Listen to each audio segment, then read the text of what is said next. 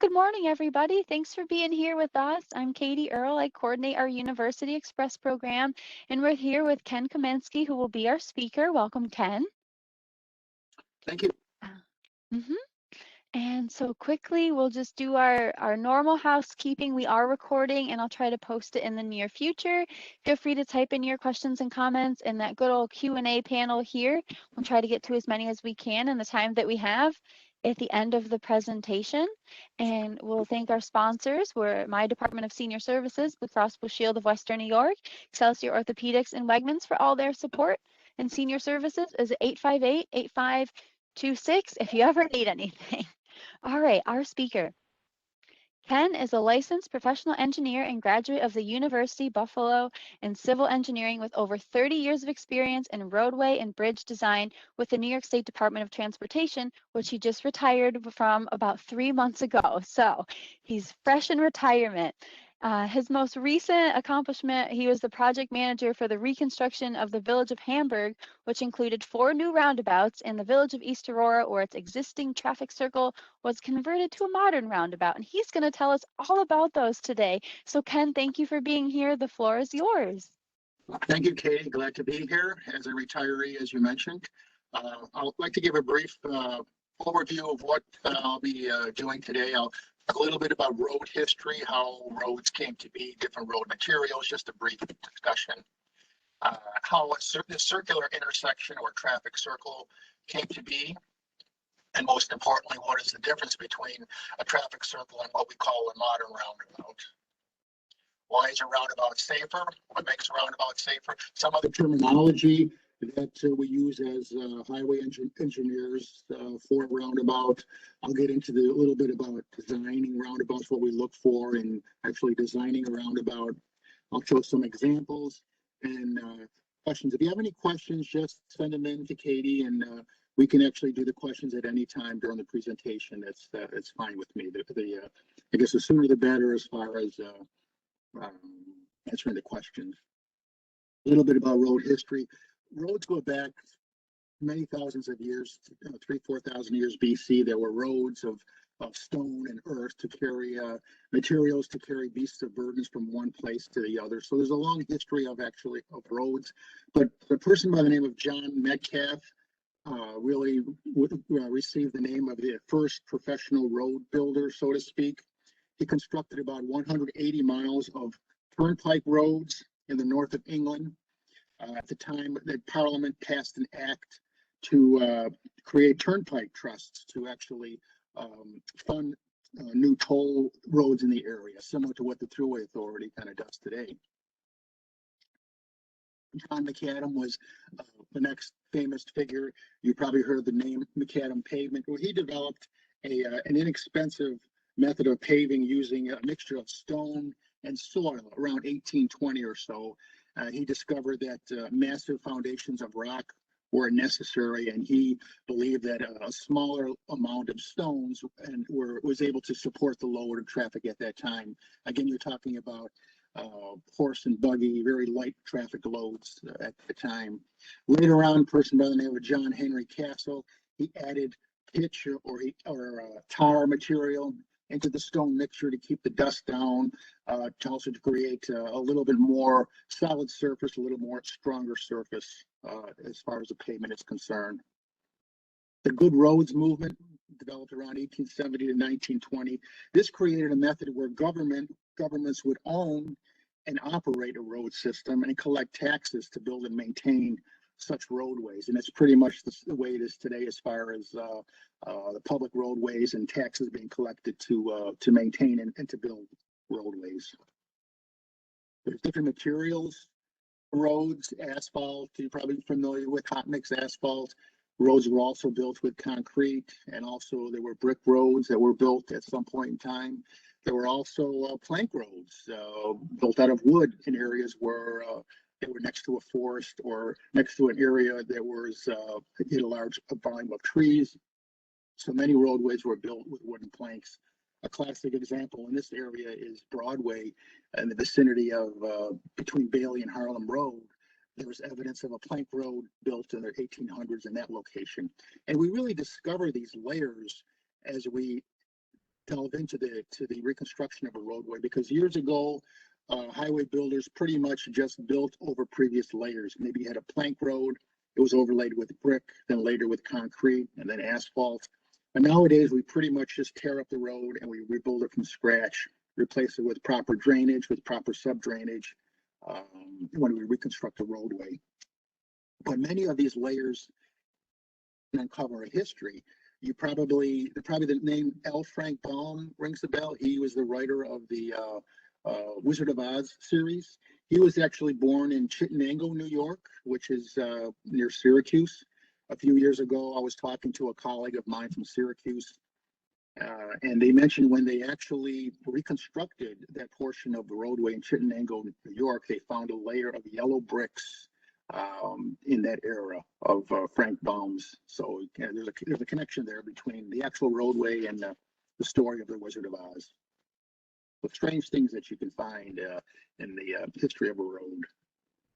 Getting into traffic circles, the circular intersection, I guess, or traffic circles were first conceived in Europe in the late 1800s. A person by the name of Eugene Hennard in 1903 constructed many of these early traffic circles. Columbus Circle in New York City was constructed in the early 1900s, and of course in France and in most of Europe, many circular intersections or traffic circles were constructed. If you've watched the Tour de France recently, you've seen many roundabouts that the cyclists had negotiated through various towns and cities of France. So you can see it was really popular back over 100 years ago. But a traffic circle really was composed of a very large diameter, which promoted higher speeds. As traffic, as vehicles became more larger and were able to travel at higher speeds, of course, they were able to go at a higher speed through a roundabout, which really didn't make it safe. As you enter the roundabout, and I'll show examples of all these. I just want to hit the highlights of some of the features. A traffic circle, you enter it more on a tangent, more on a glancing blow rather than at a perpendicular angle. The earlier versions of a traffic circle follow the yield to the right rule, so that if you were in the traffic circle, you needed to yield to traffic entering the traffic circle, which really caused problems and accidents. As vehicular traffic became more popular, as the automobile became more popular, volumes increased and gridlock occurred with many of these older traffic circles. It was also difficult for pedestrians to cross a larger traffic circle. So traffic engineers decided, well, we need to find a better way. How can we improve on this system? Of course, the United States kind of went away from the traffic circle in the early 1900s, went to a conventional intersection, but Europe still kept the idea of the traffic circle, but they wanted to make a better design, so to speak. This is some local examples. Can you see this arrow? Everyone shading the arrow that I'm pointing around. This is Gate Circle, the old Gate Circle, so to speak. Millard Fillmore Hospital was located over here. Just to kind of give you an idea, this is a very large diameter circle.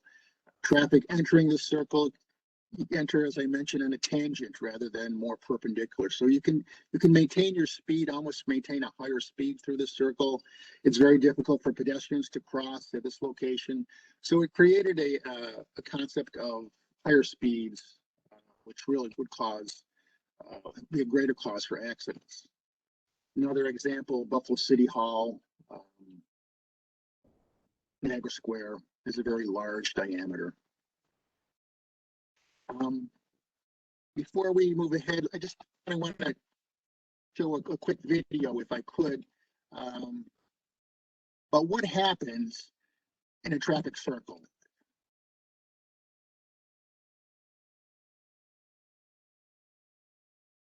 It's kind of a tongue-in-cheek version of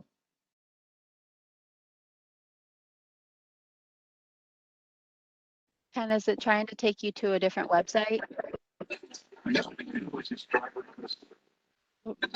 Can you see this? We're not going to see it because we're only sharing PowerPoint, so that's all we've given your computer permission. But if you want to show Okay, it to us, just stop sharing PowerPoint and then you can pull up that web page.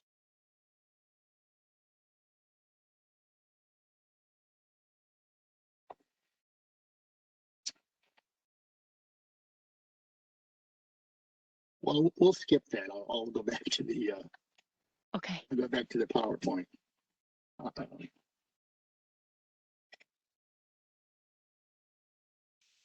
So this is an example of a project that we did in Hamburg. This is a conventional intersection. Um, it actually was an area where there were a large amount of accidents. So we really needed to do something at this location. Adding a left turn was really the most important feature. So this is a simulation of what we took at the existing, and we actually created a left turn at the intersection, but on-street parking was eliminated because of that. We added a signal at this location, and we added a crosswalk for pedestrians. A ground level view of this location would really kind of give the idea that it's pretty much free flowing, especially if you're traveling and you see that signal turn yellow. What are you going to do if you're someone like me? You're probably going to gun it and try to get through this intersection, which really doesn't promote a safe uh, intersection. Well, being a roundabout, what that would do is it would create a smaller diameter circle, which would reduce the speeds, and also traffic entering the circle or entering the roundabout would need to yield to traffic that's currently in the roundabout. It also provides a method of traffic calming. Traffic calming is a kind of a buzzword. I guess the first definition we'll discuss today, but it basically traffic calming really tries to use the geometrics of the intersection to slow the traffic down, to try to calm the driver, to calm the person through the intersection, so they will physically reduce their speed without having any type of enforcement or any other type of stop sign or signal to do that. And the smaller diameter is a method to slow traffic down. Vehicles sorted by destination. I'll show an example a little later, but it's basically if you're making a left turn, if you want to make a left turn at a roundabout, you need to put yourself in the proper lane as you're approaching that roundabout. Deflection is another key term that we need to try to shift the traffic slightly as you're approaching the roundabout. I'll show an example of that later. There are conflict points at an intersection inherently. I have a little sketch to show that. And we kind of use the expression, if there is an accident in the roundabout, you'll need a tow truck, not an ambulance. Most of the accidents are more of a glancing blow type of accident. You've almost eliminated the possibility of a head-on or a T-bone type of accident with a roundabout, which is the most deadly type of accident you can have.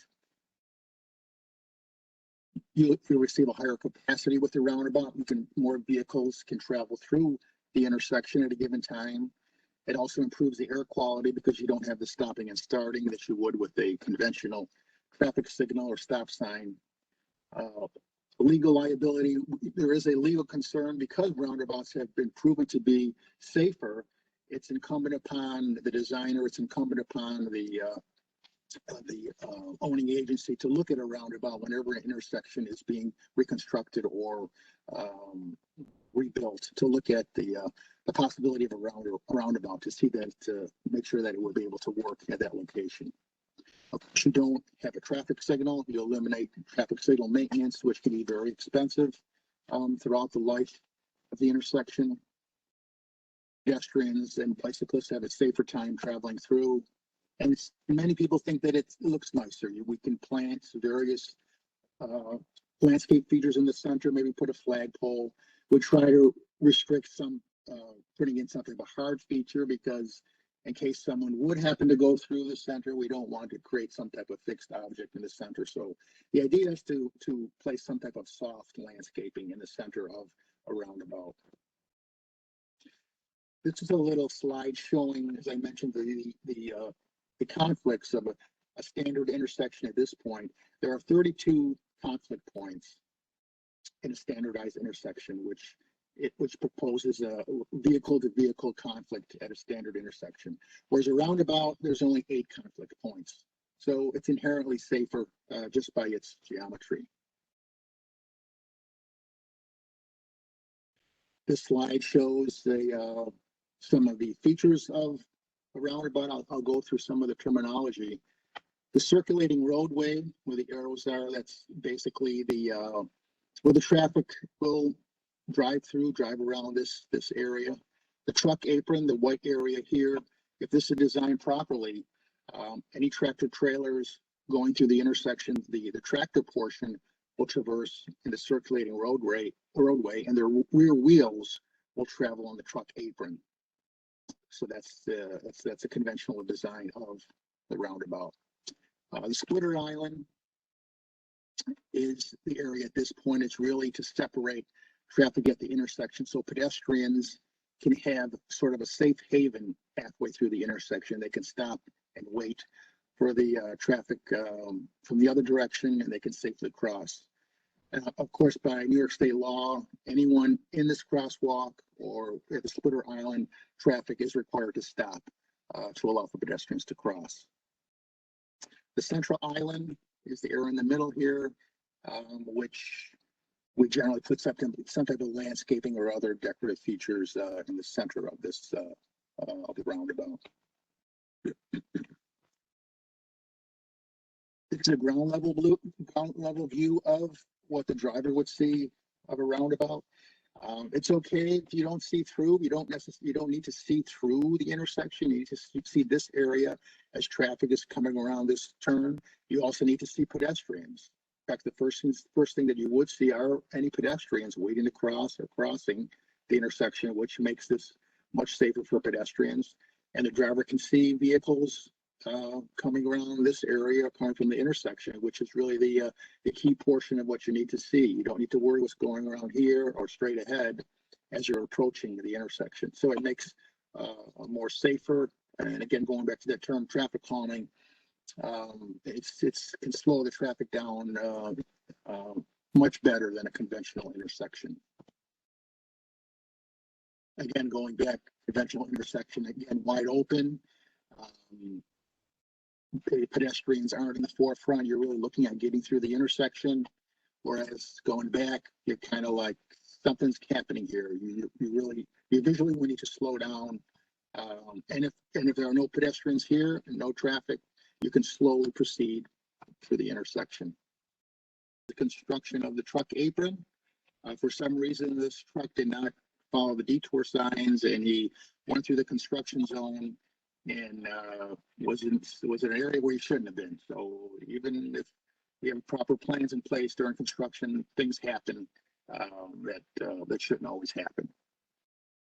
Are there any questions? This was in a newspaper back when people were concerned about trucks going through a roundabout. They thought that large trucks wouldn't be able to get through, but that's really wasn't the case in reality. Do you have any questions, Katie? Yep, we have a couple questions. So one person's wondering, if the goal is to have soft material in the center, why did Hamburg place large statues in some of their roundabouts? That's a good question. This is an example right here of a large statue or a large piece of artwork, so to speak. It really is incumbent upon the locals if they would like to do something in the center. The idea is Hamburg is it's a very low speed village. Speed is 30 miles per hour and basically less. So if there are areas in a village where speeds are lower, the department may allow some type of so-called hard feature. In this case, Hamburg hired an artist, and they did much investment in developing statues and artwork in the roundabout. And again, it was basically because of the low speeds that are in the village. Roundabouts in areas where the speeds are higher, a hard structure would not be allowed. But basically because of the lower speeds in the village. And this is one of the first cases that was done. Maybe Down the future, the department would think twice about some type of hard feature, but again, in this case, it was a lower speed, so it was deemed that it was safe to have a harder structure. Thanks, Ken. This next question is, can you comment on public opinion before and after construction of roundabouts? Yes, before, I guess going back a little bit, this was public opinion really kind of was this. There was also many naysayers, even within the department. I mean, we all had our questions early on, but as the design progresses and as more roundabouts are built, and the statistics show that it's much safer. Um, uh, Almost a vast majority of individuals really come over to the roundabout side and realize that it is a safer option. And as was the case in Hamburg, there are many naysayers early on.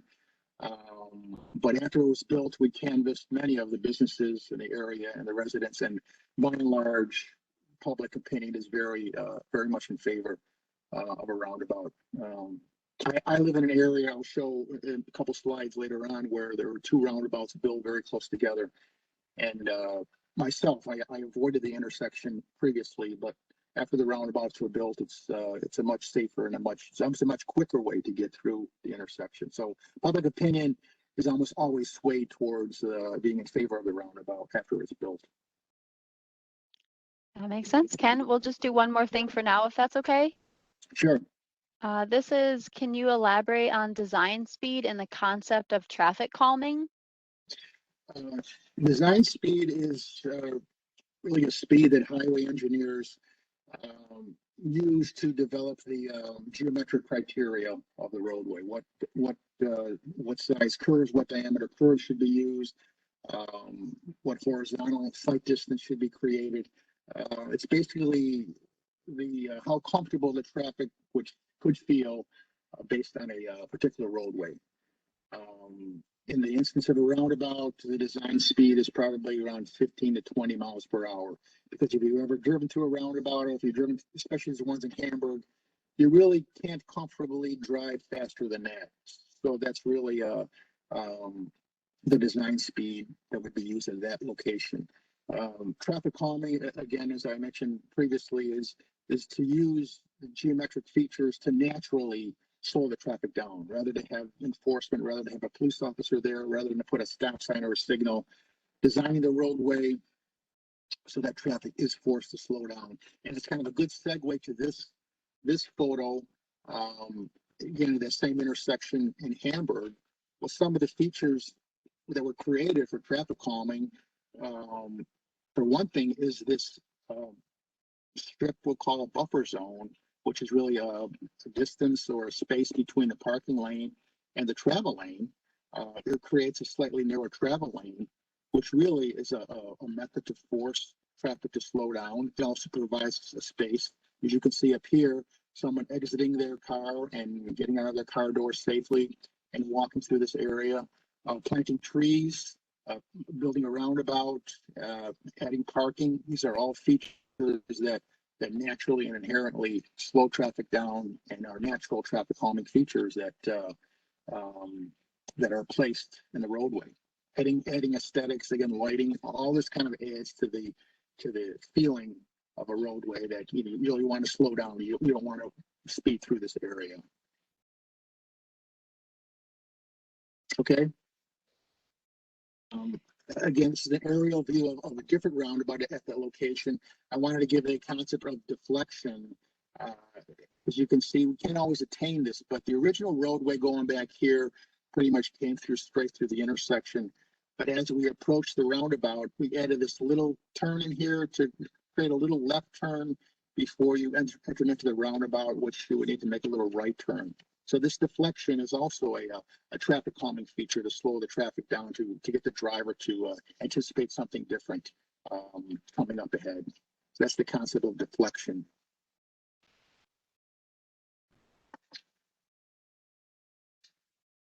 There were many roundabouts built. As you can see, this kind of gives you an idea. Throughout the country in the 90s was kind of the era when roundabouts were first being constructed around the country. New York started about 20 years ago or so. We probably have about 100 right now throughout the state.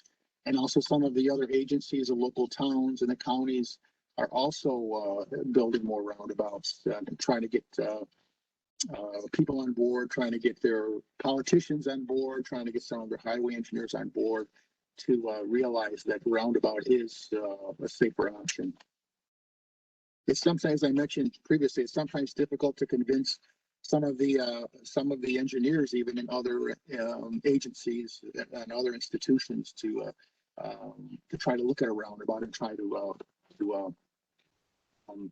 create something that's safer and more operative at an intersection. This is, if you're familiar with Cleveland Drive and Harlem Road in North Cheektowaga, this was also built recently. This kind of gives you the idea of there's 2 lanes as you're entering the roundabout. I mentioned the idea of sorting vehicles as you're entering the roundabout. If you were traveling Harlem Road and you needed to make a left turn this way onto Cleveland Drive, you want to set yourself up in this lane as you're approaching the roundabout. You don't want to be here because as you're entering the roundabout and proceeding around the circle, you want to stay in this lane. You don't want to be where these vehicles are straddling the line. You want to stay in the lane and sort the destination as you're approaching the roundabout and stay in this lane, make the turn and make the left turn as you get to here. A right turn or straight. Straight, you can use either lane. Right turn, you want to stay here, but you want to get that idea in mind as you're approaching the circle, approaching the roundabout, where you should be as you're crossing, as you're traveling through the roundabout. Having 2 lanes at this approach makes it slightly more of a challenge for pedestrians because as a pedestrian is crossing this location, they are crossing 2 lanes to get to the splitter island. And of course, when they get to the other side of the splitter island, there's this 1 lane of traffic they need to contend with as they're crossing that location. So this is a little larger than the other example I showed in Hamburg. The reason is the volume of traffic. That's at this location, it was determined to need 2 lanes. Also, with the question about the center island and the structure, this is a little bit higher speed. It's 35 through here. So this center island is just basically composed of so-called soft landscaping. There are flagpoles here, but flagpoles are so-called breakaway. If someone were to hit the flagpole, the pole would break away and cause to really have minimal damage to the vehicle. So because it is a little higher speed, this is truly more of a softer, so to speak, center island. And this was a location back in Hamburg where we had a very high accident location. Much of the traffic would proceed down here and want to make this movement. So there were a lot of accidents up in this area. So we looked at initially to realign the roadway with the conventional intersection. But of course, we felt the roundabout was much safer. We created a realignment of the intersection and a free flow movement around the circle. Again, we had 2 lanes on the approach, 2 lanes traveling around because of the volume that was created at this location. So this is a complicated location. There's a lot more work involved, but nevertheless, it's proven to be a safer alternative in the end. This is a famous location or infamous location, Harlem Road, Worley and Kensington. If you're familiar with this location, it was a 6-legged intersection prior to this. Today, this is a Walgreens pharmacy. There's a CVS and a Rite Aid today at this location. I live near this area, and prior to this, I would just avoid this area like the plague. But roundabouts were looked at this location, and the idea of a tandem roundabout, so to speak, was created. So if you're traveling at Harlem Road, you would yield to traffic in this first roundabout, travel through, come to a second one, you need to yield to traffic in this roundabout and proceed through. north on Harlem Road or on Kensington or Worley Drive this way. So this is, again, was a little bit tricky, a little bit more of a tricky design, but it's working fine today. It's working very fine. I actually purposely try to go through this area because it's quicker and it's much safer travel through. This is the same location. It's the actual as-built photograph. Again, Harlem Road, it yield to the first roundabout and progress to the second roundabout and yield any traffic in this location. So it might take a little bit of learning. There is a slight learning curve to all the roundabouts. There might be sometimes we might find a slight uptick in accidents initially, but again, they are relatively minor accidents until traffic kind of gets acclimated to the location, to the roundabout. But in the long run, after a year or so, things get ironed out. People are used to the roundabout, to the location, and that it proves to be a much safer location. This is an example I just threw in here in Maryland. It just shows you don't have to. It doesn't have to be circular. The actual roundabout. It could be, more of an oblong type situation as is done here in Maryland. So it's really what fits the area. There are many buildings around here, so they developed a configuration that fit the geometry of the intersection and was compatible to the buildings around the area.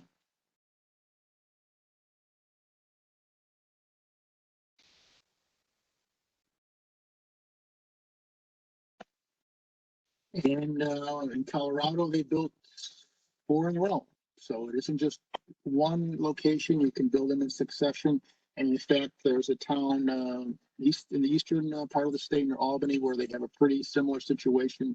I believe it's off of I-87 towards Albany, where there's a succession of 4 or 5 roundabouts in a row. So it can be done sequentially in a row. It doesn't need to be a spot location here and there. So there's many locations where you have several roundabouts in a row.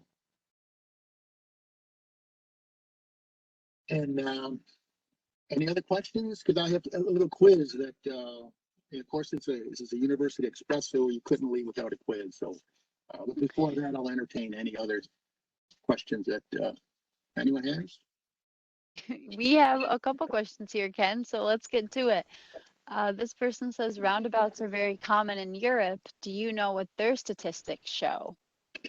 When we started evaluating roundabouts, their statistics were very similar. That's kind of why we proceeded with the safety factor, even though the ones that are so-called traffic circles are relatively safe. And of course, the newer versions, the newer modern roundabouts, the smaller diameters, prove just as safe as they are here.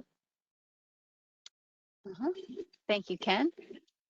This next thing is, why does the New York State Department of Transportation seem to be behind much of the rest of the country in per capita roundabouts and other traffic calming measures? That's a good question. But surprisingly, there's other states where we are ahead of the curve. So I can't speak of culture in other states or are other states more progressive. I think New York State is very progressive regarding roundabouts for the last 20 years.